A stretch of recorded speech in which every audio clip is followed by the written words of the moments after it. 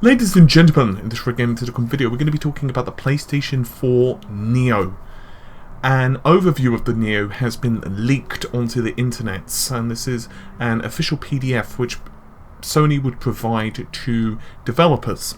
Now, this PDF tells us a lot of information we didn't know and a lot of information we did know. In this video, I'm going to be doing a summary.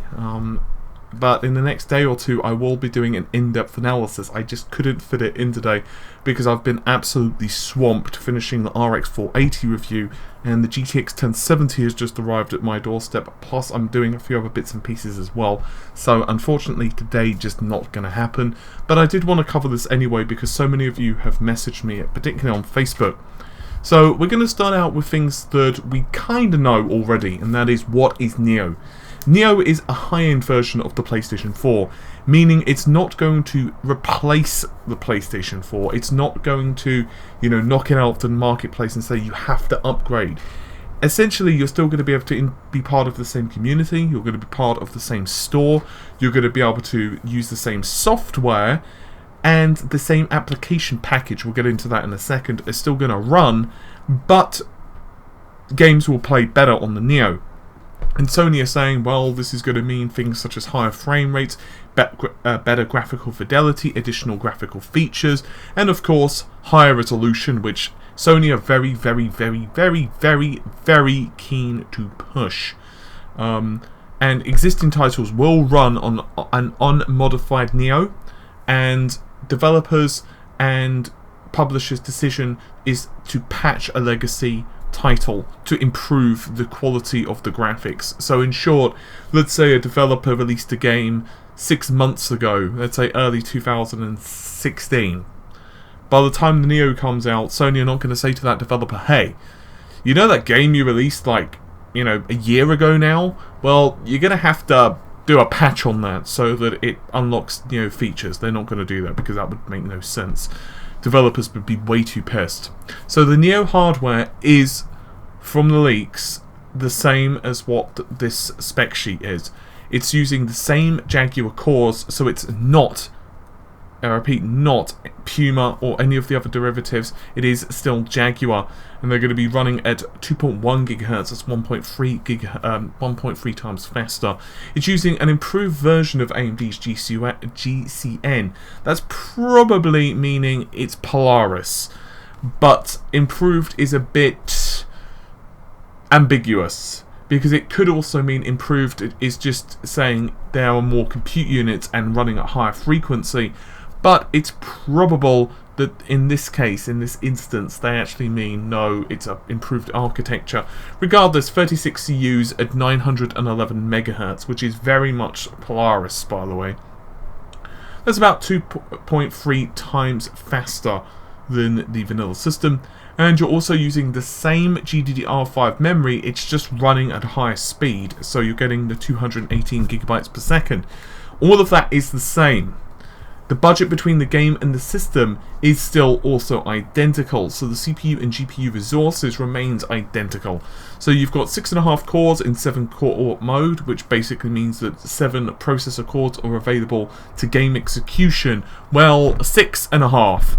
So you've got 6 full cores available and half another core, so half the processing time will be split between the game, and 50% of it will be split between the operating system. We've covered that multiple times over. You can check out the Xbox One SDK analysis on the 7th core if you want more information on how that works.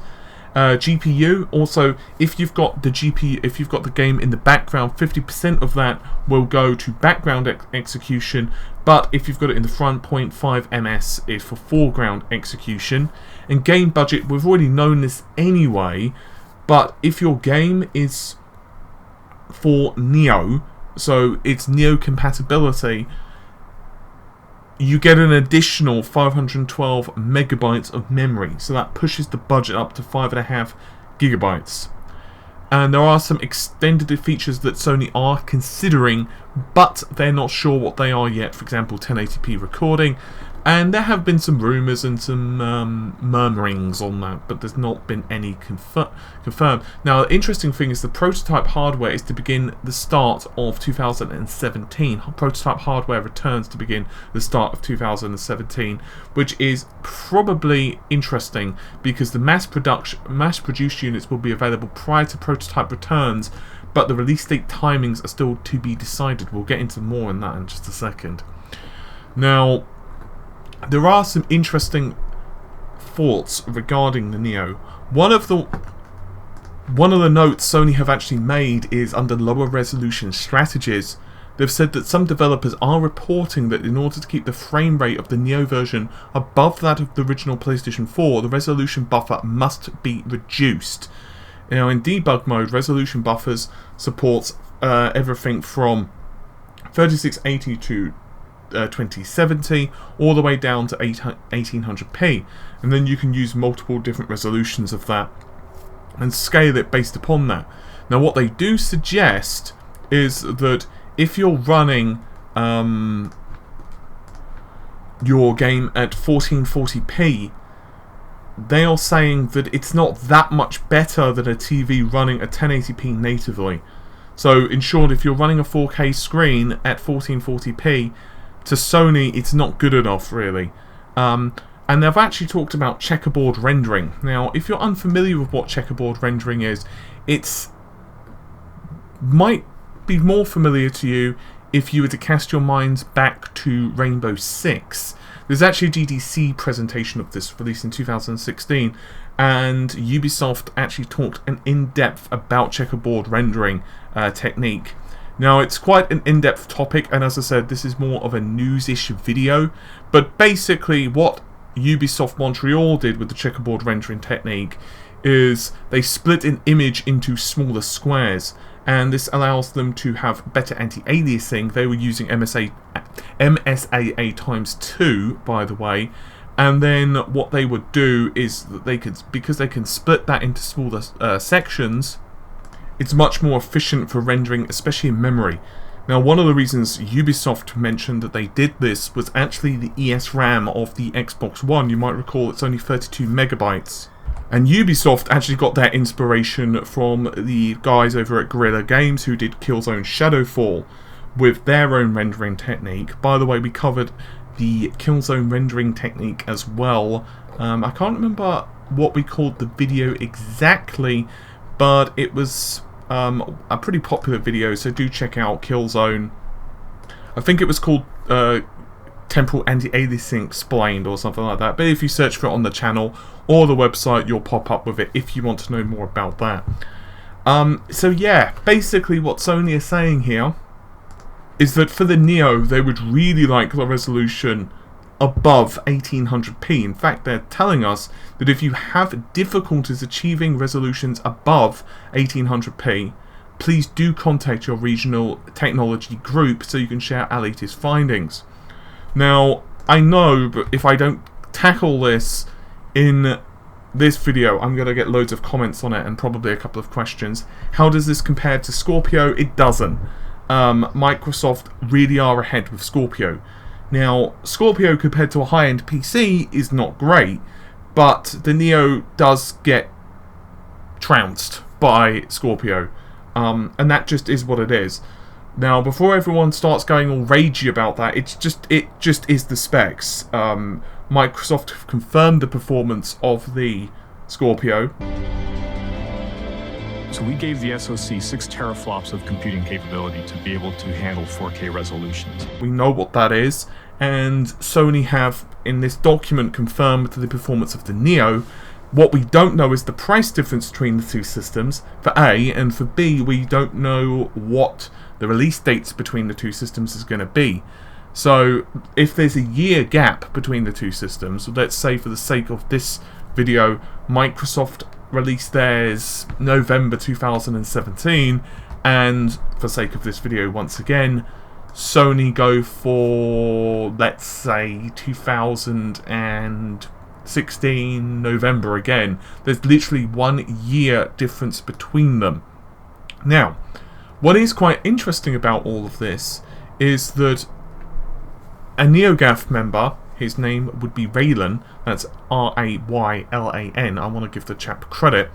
He actually noticed a listing of the PlayStation 4 console. It's a new console which is going to be released coinciding with the PSVR launch, which is October the 13th. And the price is €399, which is about $450 US. Now, some folks are immediately putting 2 plus 2 together and they're coming up with a number, but whether that number's correct or not, your guess is as good as mine. And they're saying, well, that's got to be the Neo. Whether there's enough of a price gap there to really say that that is the Neo, well, that's down to your imaginations, and unfortunately all we can do is wait for Sony to confirm. So anyway, I probably will be doing a full analysis of this topic in the next couple of days. It's not the world's largest document, but still there are some things that I want to go into on this regarding some stuff we've learned about the PlayStation 4's actual performance budget, so we can certainly transfer that to the original systems.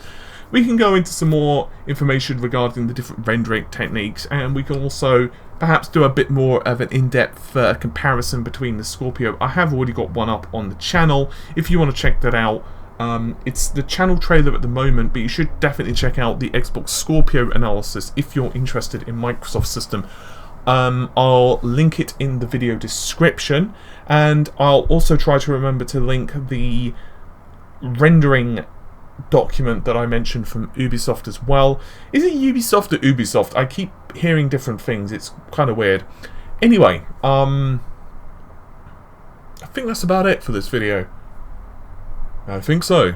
Yeah, that's about it for this video. So hopefully you've enjoyed it. The normal stuff, if you want more information on this or you want reviews, as I said, the RX 480 stuff has been a little delayed just because of the craziness, plus as well with the new drivers which came out, and then there was an actually update to the original drivers, so I had to factor those in.